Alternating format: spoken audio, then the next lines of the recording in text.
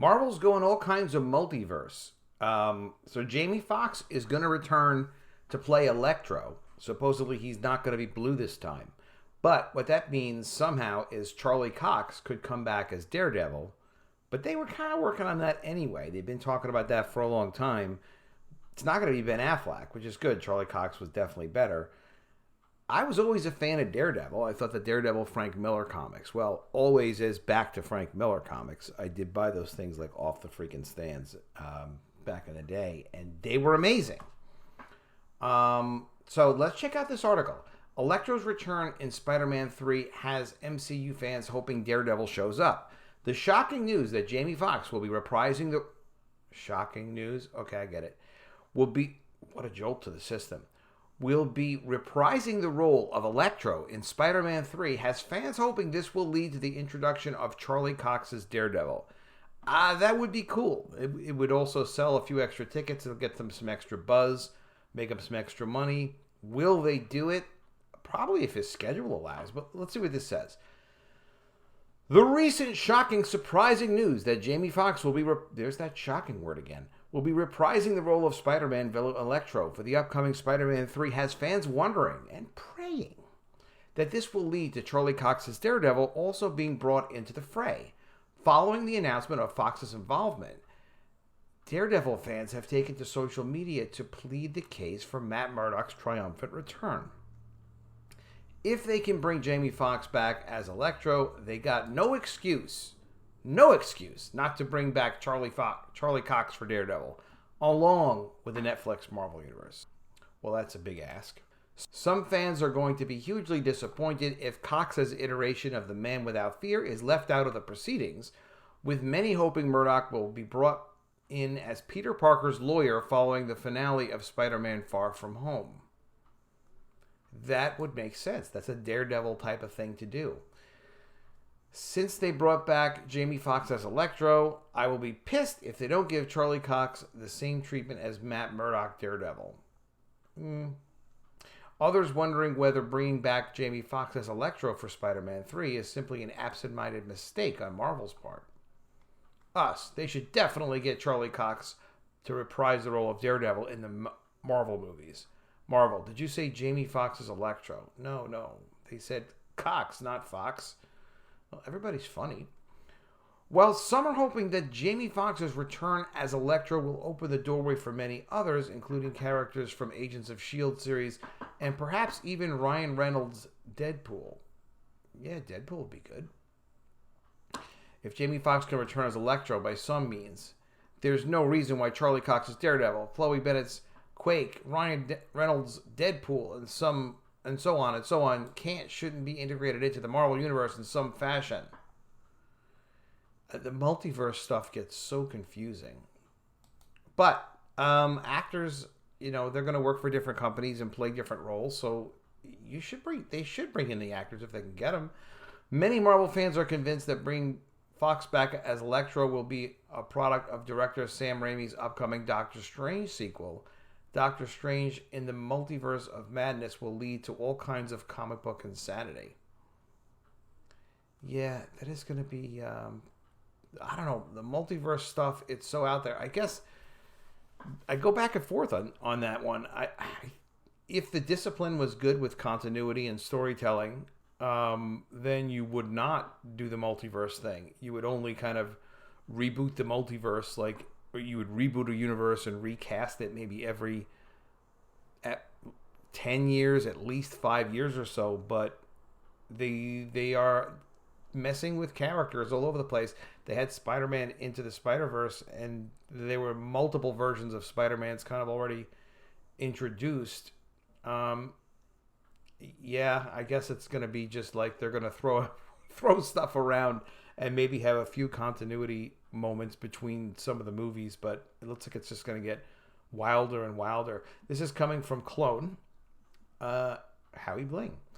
Hear me. Let Doctor Strange Multiverse of Madness break the walls down and give me Fox Electro, Affleck Daredevil, standalone MCU, ignoring Marvel films like Chris McGuire's Iron Man starring Tom Cruise, Darkman in the MCU.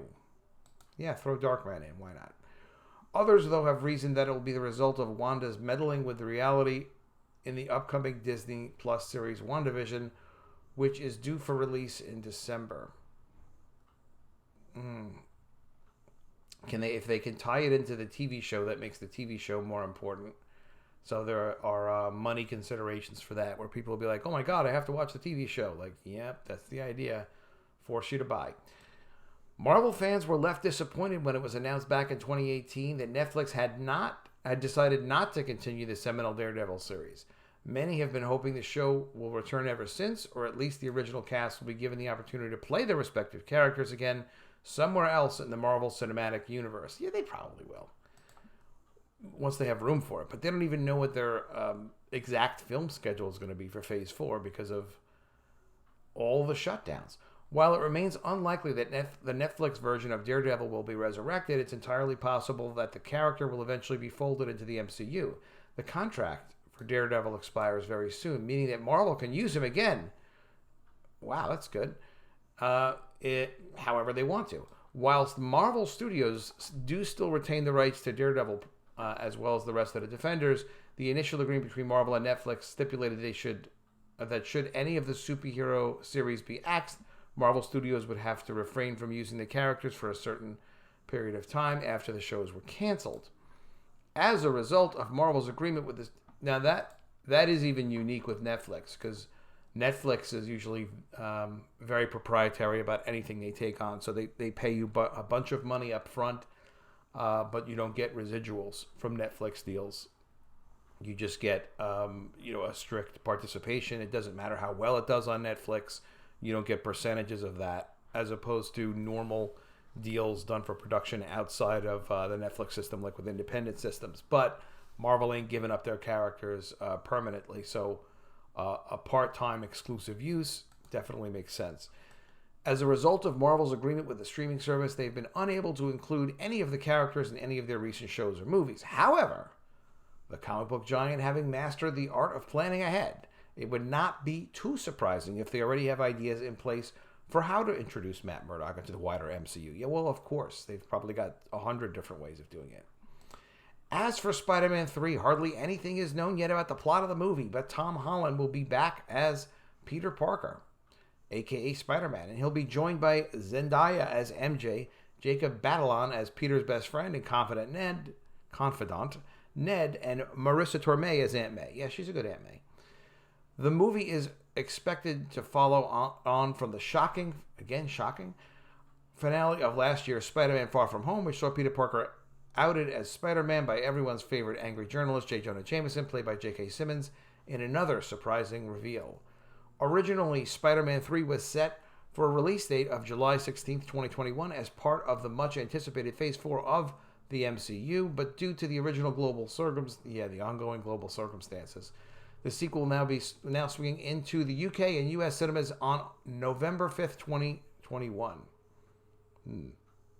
Hollywood Reporter was the first to report the news of Jamie Foxx's return.